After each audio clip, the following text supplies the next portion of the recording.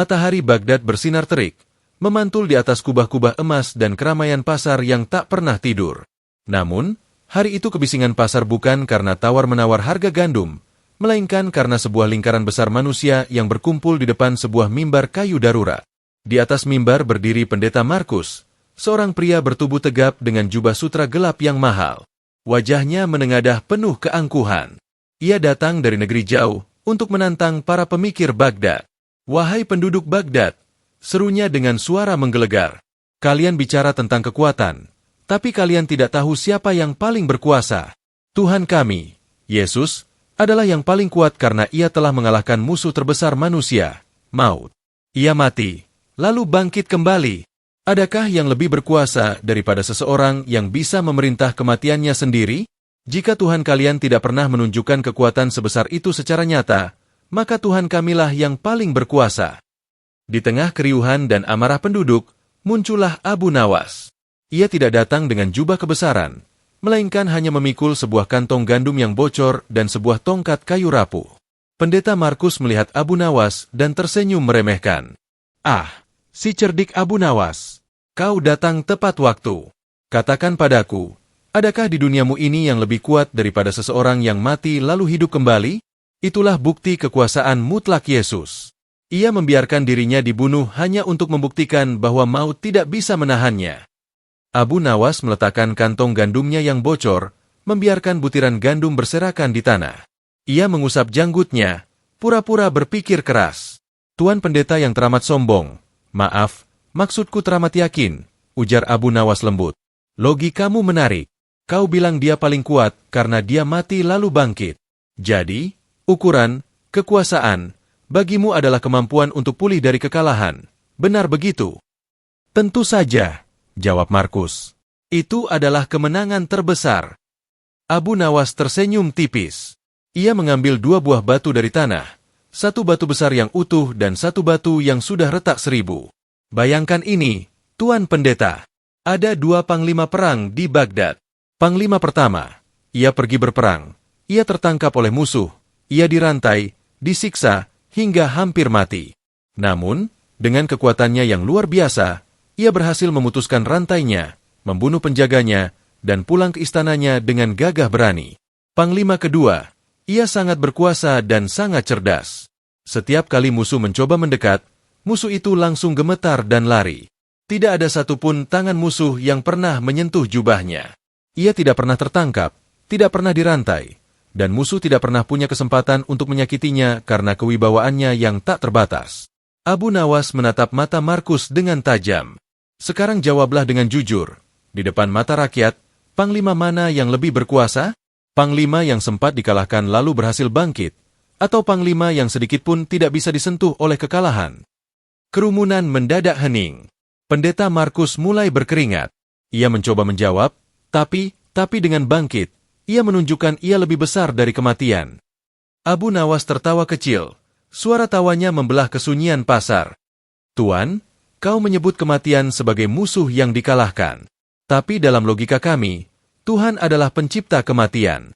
Mengapa Tuhan harus mati untuk membuktikan ia berkuasa atas kematian? Itu seperti seorang raja yang harus masuk ke dalam penjara bawah tanahnya sendiri, hanya untuk membuktikan bahwa ia punya kunci pintunya. Tuhan yang paling berkuasa adalah Tuhan yang Al-Hayyu, Maha Hidup, yang tidak disentuh oleh mati, tidak tersentuh oleh kantuk, dan tidak bisa dijangkau oleh tangan makhluk yang ingin membunuhnya. Jika Tuhanmu bisa mati, meski hanya sebentar, maka pada saat ia mati, ia tunduk pada hukum kematian. Tuhan kami, Allah, adalah Dia yang tidak pernah tunduk pada hukum apapun, karena Dialah Sang Pembuat hukum." Abu Nawas mengangkat tongkat kayunya yang rapuh. "Tuan Pendeta, sesuatu yang bisa rusak lalu diperbaiki memang hebat. Tapi sesuatu yang tidak mungkin bisa rusak adalah definisi dari kesempurnaan. Kau bangga pada Tuhan yang sembuh dari kematian. Kami bangga pada Tuhan yang mustahil untuk mati. Sekarang, mana yang lebih kuat? Yang bisa terluka lalu sembuh, atau yang tidak bisa terluka sama sekali?"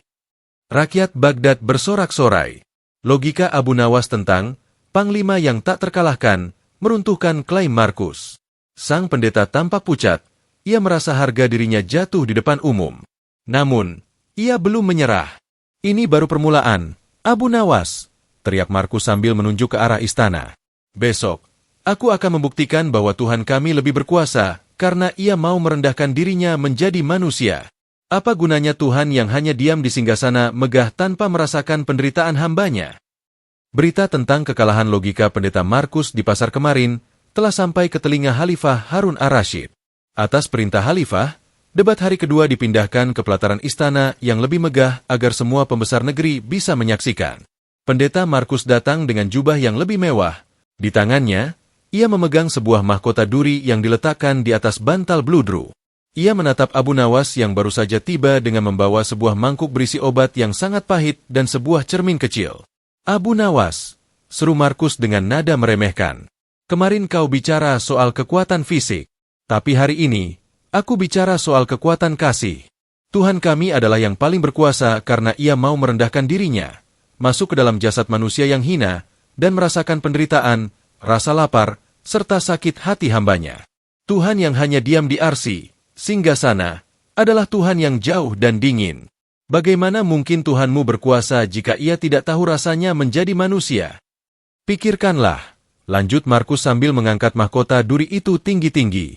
Seorang ayah yang baik akan terjun ke lumpur untuk menyelamatkan anaknya. Ia akan ikut kotor demi sang anak.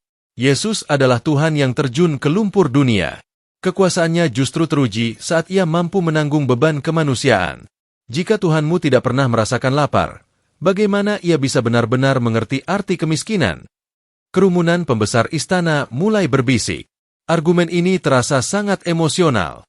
Mereka membayangkan Tuhan yang setara dengan penderitaan manusia. Abu Nawas menyesap sedikit obat pahit dari mangkuknya, lalu wajahnya berkerut masam. Ia menaruh mangkuk itu dan berjalan ke tengah pelataran. Tuan pendeta yang sangat berperasaan, ujar Abu Nawas sambil tersenyum. Perumpamaanmu tentang ayah di lumpur sangat menyentuh. Tapi mari kita gunakan logika yang lebih tinggi. Bayangkan sebuah kota sedang dilanda wabah penyakit yang mematikan. Semua orang menderita, suhu tubuh mereka panas, dan mereka muntah-muntah. Abu Nawas menunjuk ke arah tabib istana yang berdiri di pojok. Sekarang, ada seorang tabib agung yang sangat jenius. Ia punya obat untuk wabah itu. Namun, apakah untuk menyembuhkan rakyatnya, sang tabib harus ikut tertular wabah itu juga? Apakah ia harus ikut menggigil, ikut muntah, dan ikut terbaring lemah di tempat tidur agar ia disebut peduli? Markus menjawab cepat, tentu tidak. Jika ia ikut sakit, siapa yang akan mengobati? Abu Nawas menjentikan jarinya ke arah Markus. Tepat sekali. Jika tabib itu ikut sakit, maka ia bukan lagi seorang penyelamat, melainkan hanya satu lagi korban dari wabah. Begitu pula dengan Tuhan. Tuhan adalah pencipta rasa lapar, pencipta rasa sakit, dan pencipta kemiskinan. Ia mengetahui segala sesuatu tanpa perlu merasakannya secara fisik, karena dialah yang merancang mekanisme rasa tersebut. Jika Tuhan harus menjadi manusia untuk mengerti manusia, maka kau sedang mengatakan bahwa ilmu Tuhan itu terbatas dan butuh pengalaman lapangan seperti manusia. Tuhan kami maha tahu tanpa perlu menjadi rapuh. Mengatakan Tuhan harus menderita agar bisa mencintai adalah seperti mengatakan matahari harus ikut membeku agar bisa mengerti dinginnya salju. Abu Nawas mengangkat cermin kecilnya dan mengarahkannya ke wajah Markus. Tuan, kau bilang Tuhanmu berkuasa karena ia merendahkan diri. Dalam logika kami, kekuasaan sejati adalah tetap agung dalam segala keadaan. Jika seorang raja melepaskan mahkotanya, mengenakan baju gembel, lalu dipukuli oleh rakyatnya di jalanan, apakah kau akan menyebutnya raja yang berkuasa? Tidak. Kau akan menyebutnya raja yang kehilangan otoritas. Tuhan yang paling berkuasa adalah Dia yang sanggup menolong hambanya yang di lumpur tanpa perlu ikut menjadi kotor. Tangannya menjangkau siapa saja, namun kemuliaannya tetap tak tersentuh. Jika Tuhanmu bisa lapar, berarti ia butuh makan. Jika ia butuh makan, berarti ia bergantung pada makanan. Sesuatu yang bergantung tidak layak disebut sebagai yang paling berkuasa. Pelataran istana bergemuruh oleh tepuk tangan. Khalifah Harun ar-Rasyid tampak tersenyum lebar melihat bagaimana Abu Nawas membedah konsep, kebutuhan, dan kekuasaan. Pendeta Markus terdiam, tangannya yang memegang mahkota duri mulai gemetar. Ia baru menyadari bahwa dengan mengklaim Tuhan menjadi manusia, ia justru secara logis membatasi keagungan Tuhan itu sendiri. Kau, Markus menelan ludah, kau hanya bicara soal logika. Tapi bagaimana dengan mukjizat? Jika Yesus bukan yang paling berkuasa, mengapa ia diberikan kemampuan memerintah alam yang tidak diberikan pada yang lain? Abu Nawas hanya melambaikan tangan sambil berjalan pergi. Simpan itu untuk besok, Tuan Pendeta. Besok kita akan lihat siapa yang sebenarnya memerintah alam, sang pemilik ataukah sang utusan. Hari ketiga perdebatan ini benar-benar membuat seantero Baghdad berhenti beraktivitas. Bahkan para menteri dan panglima perang ikut berdiri di pelataran istana, ingin melihat bagaimana si cerdik Abu Nawas menghadapi tantangan tentang mukjizat dan otoritas alam. Pendeta Markus muncul dengan penuh percaya diri. Kali ini ia membawa sebuah bejana perak berisi air dan sebuah ranting pohon zaitun. Ia memercikan air itu ke udara dengan gerakan teatrikal. Abu Nawas, suaranya menggelegar. Kemarin kau bicara soal teori. Sekarang, lihatlah fakta. Siapa yang paling berkuasa? Yesus berjalan di atas air. Ia membungkam badai hanya dengan satu kata, diam. Ia mengubah air menjadi anggur dan memberi makan ribuan orang hanya dengan 5 roti. Alam tunduk pada perintahnya seolah-olah alam mengenali suara penciptanya. Jika Tuhanmu berkuasa, mengapa ia tidak turun dan menunjukkan perintah langsung pada alam seperti yang dilakukan Yesus? Pikirkanlah dengan akal sehatmu, lanjut Markus sambil menunjuk ke langit. Jika kau melihat seorang pelayan masuk ke gudang harta kerajaan dan gudang itu terbuka sendiri saat ia mendekat, bukankah itu berarti pelayan itu adalah sang raja sendiri? Alam semesta adalah gudang Tuhan, dan ia terbuka lebar untuk Yesus. Ini membuktikan bahwa Yesus memegang otoritas mutlak atas materi dan ruh. Masa bergumam, keajaiban fisik memang selalu menjadi magnet yang kuat bagi keyakinan manusia. Mereka menunggu jawaban Abu Nawas. Abu Nawas berjalan ke tengah lingkaran dengan santai. Ia tidak membawa air perak, melainkan hanya membawa sebuah kipas tangan dari bulu merak dan selembar kertas berstempel lilin merah, surat mandat resmi. Tuan Pendeta yang sangat mengagumi keajaiban, ujar Abu Nawas sambil mengipas-ngipas dirinya dengan jenaka. Ceritamu tentang gudang harta sangat menarik, tapi mari kita perbaiki sedikit logikanya. Bayangkan ada seorang utusan khalifah yang dikirim ke sebuah provinsi yang jauh. Abu Nawas mengangkat surat mandatnya tinggi-tinggi. Utusan ini membawa surat dengan stempel resmi Khalifah Harun ar-Rasyid. Saat ia sampai di perbatasan, para penjaga gerbang membungkuk. Saat ia meminta gudang gandum dibuka, para menteri daerah segera membukanya. Bahkan saat ia memerintahkan pasukan untuk bergerak, mereka patuh tanpa bertanya. Apakah karena semua orang patuh padanya? Lalu rakyat provinsi itu berteriak, lihat, utusan ini adalah khalifah itu sendiri. Markus mendengus, tentu saja tidak. Mereka patuh karena utusan itu membawa otoritas dari khalifah. Abu Nawas tersenyum lebar, seolah baru saja menjerat mangsa ke dalam jaringnya. Tepat sekali, Tuan Pendeta, kau sendiri yang mengatakannya. Alam semesta patuh pada Yesus bukan karena Yesus adalah sumber kekuasaan, melainkan karena Yesus membawa mandat dari Yang Maha Kuasa. Mukjizat itu bukan kartu identitas Tuhan, melainkan surat perkenalan bagi seorang utusan. Jika kau bilang siapa yang memerintah alam adalah yang paling kuat, maka bagaimana dengan Musa yang membelah laut? Bagaimana dengan Sulaiman yang memerintah angin dan jin? Apakah kau akan membuat ribuan Tuhan hanya karena alam patuh pada doa-doa mereka? Abu Nawas mendekati bejana perak Markus, lalu meniup permukaan airnya hingga berdesir. Tuan, kau bilang Yesus membungkam badai. Tapi bacalah sejarahmu lagi. Sebelum melakukan mukjizat yang besar, ia selalu menengadah ke langit. Untuk apa? Untuk meminta izin. Tuhan yang paling berkuasa adalah Dia yang memberi izin, bukan Dia yang meminta izin. Jika Yesus harus berdoa sebelum membangkitkan Lazarus, berarti ada pihak lain yang memiliki kendali atas nyawa tersebut. Tuhan kami adalah Dia yang tidak butuh stempel siapapun. Alam tunduk pada Yesus karena Tuhan ingin manusia tahu bahwa Yesus adalah utusannya. Namun, alam tunduk pada Allah karena Allah adalah hakikat dari keberadaan alam itu sendiri. Mana yang lebih kuat? Seorang menteri yang bisa membuka pintu dengan kunci pinjaman, atau sang raja yang menciptakan pintu dan kuncinya sekaligus? Pendeta Markus terdiam 1000 bahasa. Wajahnya yang tadinya merah, karena semangat kini menjadi pucat. Logika, surat mandat, Abu Nawas telah memisahkan antara kemampuan melakukan keajaiban dengan hakikat ketuhanan. Rakyat Baghdad bersorak, Allahu Akbar, memenuhi angkasa. Markus mengepalkan tangannya. Kau pandai bersilat lidah, Abu Nawas. Tapi kau tidak bisa mengelak dari ini. Yesus disembah oleh jutaan orang karena ia dianggap sebagai anak. Jika ia hanya utusan, mengapa hubungannya begitu intim hingga disebut anak Tuhan? Besok, aku akan membuktikan bahwa hubungan darah lebih kuat dari sekadar mandat. Abu Nawas hanya tertawa kecil sambil melipat kipasnya. Hubungan darah? Tuan, besok aku akan tunjukkan padamu bahwa Tuhan tidak butuh keluarga untuk menjadi yang paling berkuasa.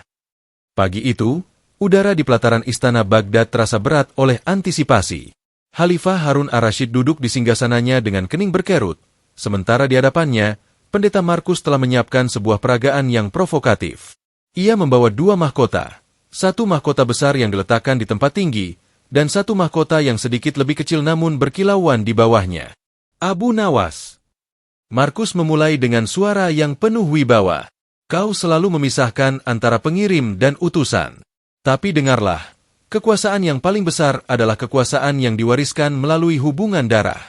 Seorang raja yang memiliki putra mahkota jauh lebih kuat daripada raja yang sendirian, karena sang putra adalah representasi sempurna dari ayahnya. Yesus disebut anak Tuhan karena ia memiliki hakikat yang sama dengan sang Bapa. Jika Tuhanmu sendirian tanpa anak, maka ia adalah Tuhan yang kesepian dan kekuasaannya akan terhenti pada dirinya sendiri. Bukankah kekuasaan yang memiliki ahli waris jauh lebih kokoh? Logika dunia membuktikan. Lanjut Markus sambil menunjuk mahkota kecil itu. Seorang anak membawa nama ayahnya, membawa darah ayahnya, dan menjalankan kehendak ayahnya. Rakyat tunduk pada sang putra, karena mereka melihat sang ayah di dalam dirinya. Jika kau menyangkal Yesus sebagai anak Tuhan, kau sedang mengatakan bahwa Tuhan tidak mampu memiliki hubungan yang intim. Tuhan kami berkuasa karena ia memiliki keluarga yang memerintah jagat raya bersama-sama. Rakyat yang mendengar mulai termenung. Bagi masyarakat zaman dulu, konsep kerajaan dan ahli waris adalah simbol stabilitas dan kekuatan tertinggi. Abu Nawas berjalan ke tengah. Ia membawa sebuah batu gunung yang besar dan solid serta sebuah gelas air yang sudah retak. Ia menaruh batu itu di depan Markus dengan suara gedebuk yang keras.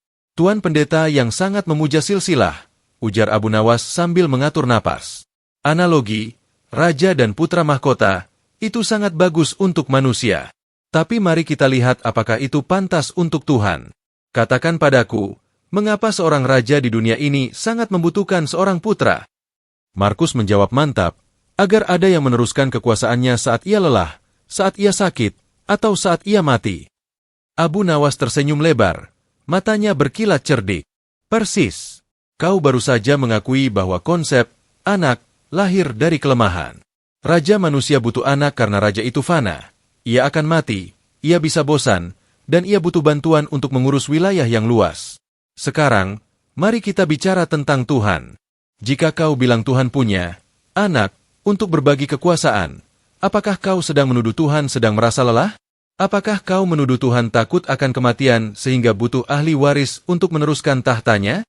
Sesuatu yang butuh bantuan, anak, untuk mengelola alam semesta adalah sesuatu yang lemah.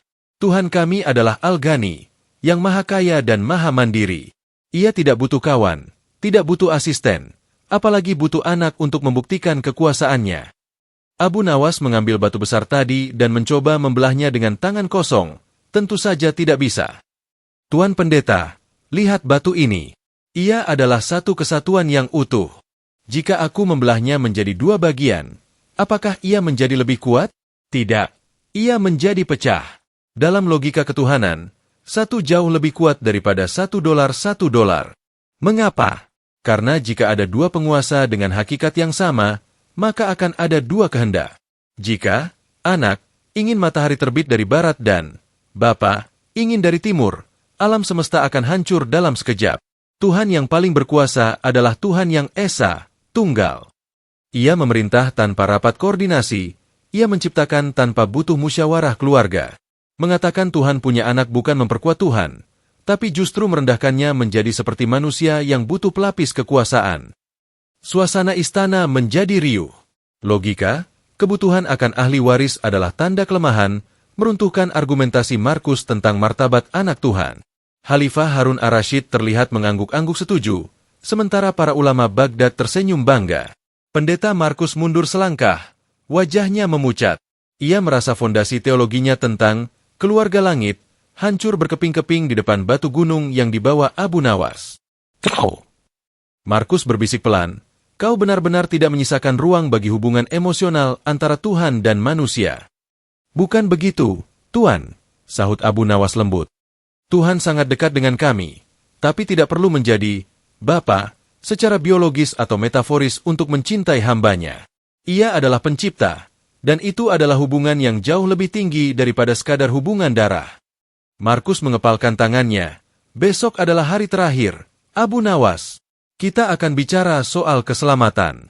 Jika Tuhanmu begitu mandiri dan dingin, bagaimana ia menyelamatkan manusia dari dosa tanpa pengorbanan yang nyata?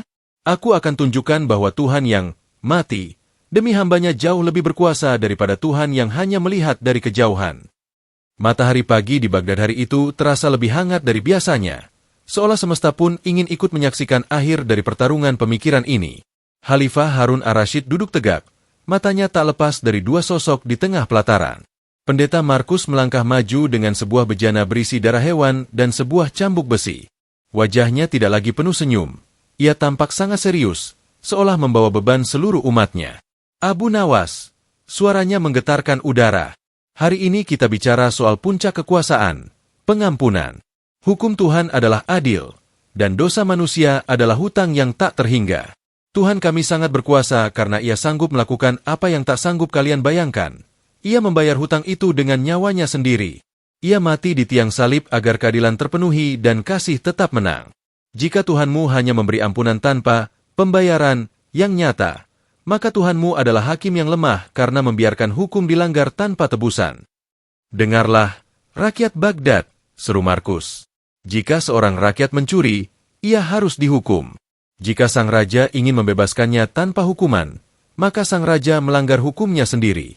Namun, jika sang raja menyiksa dirinya sendiri sebagai ganti si pencuri, maka hukum tetap tegak dan si pencuri selamat.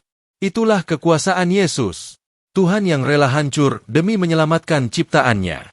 Mana yang lebih berkuasa? Tuhan yang hanya berkata, "Aku ampuni," atau Tuhan yang membuktikan ampunan itu dengan darahnya? Suasana menjadi hening. Banyak yang merasa logika, penebusan, ini sangat heroik dan sulit dibantah secara emosional. Abu Nawas berjalan tenang ke tengah pelataran. Ia tidak membawa cambuk atau darah. Ia hanya membawa sebuah botol tinta dan sebuah penghapus dari bulu domba. Tuan pendeta yang sangat menyukai drama, ujar Abu Nawas lembut. Ceritamu tentang raja yang menyiksa diri sendiri itu sungguh mengharukan, tapi sangat aneh dalam logika kekuasaan. Mari kita gunakan perumpamaan yang lebih masuk akal. Abu Nawas menunjuk ke arah bendahara istana yang sedang memegang buku besar. Bayangkan ada seorang rakyat yang berhutang 1 juta dinar kepada khalifah. Rakyat itu miskin dan tak punya apa-apa. Sekarang, katakan padaku, Tuan Markus, siapa pemilik uang itu? Tentu saja khalifah, jawab Markus. Dan kepada siapa rakyat itu berhutang? Kepada khalifah juga. Abu Nawas tersenyum, lalu ia mengambil botol tintanya. Jika khalifah adalah pemilik uang itu, dan hutang itu adalah kepada dirinya sendiri, maka jika khalifah ingin memaafkan, ia cukup mengambil penghapus ini dan menghapus tulisan hutang tersebut dari bukunya. Selesai. Apakah menurutmu, agar hutang itu dianggap lunas, sang khalifah harus memanggil pengawal untuk mencambuk punggungnya sendiri di depan publik? Apakah uang itu baru kembali ke kas negara jika sang khalifah mengucurkan darahnya sendiri? Jika ia melakukan itu, rakyat tidak akan menyebutnya maha adil, tapi rakyat akan menyebutnya maha bingung. Abu Nawas melangkah maju, menatap Markus tepat di manik matanya. Tuan, kau bilang Tuhan harus membayar tebusan agar bisa adil. Dalam logika kami, jika Tuhan harus melakukan sesuatu, seperti mengorbankan anak atau dirinya sendiri, agar bisa memaafkan, berarti Tuhanmu tunduk pada sebuah hukum yang lebih tinggi dari dirinya sendiri. Tuhan yang paling berkuasa adalah Tuhan yang tidak butuh perantara, tidak butuh tumbal, dan tidak butuh darah untuk menunjukkan kasih sayangnya. Jika ia berkehendak mengampuni, maka ampunan itu adalah hak mutlaknya. Mengatakan Tuhan tidak bisa mengampuni tanpa darah adalah menghina kekuasaannya yang tak terbatas. Tuhan kami adalah raja yang katanya adalah hukum, bukan raja yang terjepit oleh hukumnya sendiri. Pelataran istana Baghdad seketika meledak dengan takbir yang bergemuruh. Logika, hutang dan penghapus, Abu Nawas meruntuhkan seluruh bangunan argumen penebusan dosa Markus. Khalifah Harun ar-Rasyid berdiri dan bertepuk tangan, tanda kekaguman yang luar biasa pada kecerdasan hambanya itu. Pendeta Markus terhuyung. Bejana darah di tangannya perlahan ia letakkan di lantai. Seluruh keangkuhannya luruh. Ia menyadari bahwa ia selama ini mencoba memanusiakan Tuhan dengan emosi pengorbanan, sementara Abu Nawas mendudukan Tuhan pada tempatnya yang paling agung, maha berkuasa tanpa syarat. Abu Nawas. Markus berbisik, kau tidak hanya memenangkan debat, kau telah membebaskan pikiranku dari belenggu logika yang sempit. Markus akhirnya membungkuk hormat kepada Khalifah dan Abu Nawas. Lalu ia pergi meninggalkan Baghdad dengan langkah yang jauh lebih rendah hati. Ia membawa pulang satu pelajaran penting, bahwa Tuhan terlalu besar untuk dibeli dengan darah, dan terlalu agung untuk tunduk pada logika pengorbanan manusia.